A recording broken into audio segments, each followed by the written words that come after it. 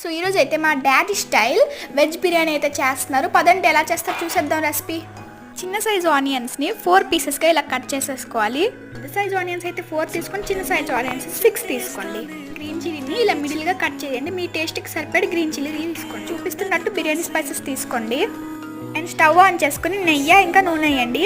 నేను అందాక ఉంచుకున్న బిర్యానీ స్పైసెస్ అన్ని వేసి బాగా కలుపుకోండి. నేను అందాక మనం కోసిన పచ్చిమిరపకాయలు ఉల్లిపాయలు వేసి బాగా మిక్స్ చేయండి. అండ్ కొంచెం కరివేపాకు వేసుకొని బాగా మిక్స్ చేయండి. అయితే 1/2 kg బిర్యానీ చేసుకున్నాం. 2 స్పూన్స్ జింజర్ గార్లిక్ పేస్ట్ బాగా కలుపుకోండి. టమాటీలు కూడా వేసేయండి. మీ టేస్ట్కి సరిపడి ఉప్పు వేయండి. కప్పు పెరిగేయండి. మీ ఆప్షనలే. కొత్తిమీర బాగా కలపండి. 1 గ్లాస్ బియ్యంకి 2 గ్లాసులు నీళ్ళు బియ్యం వేయండి. పొంగుతున్నప్పుడు మూత పెట్టేయాలి. ఓపెన్ చేస్తే చూడండి టేస్టీ బిర్యానీ రెడీ. బాయ్.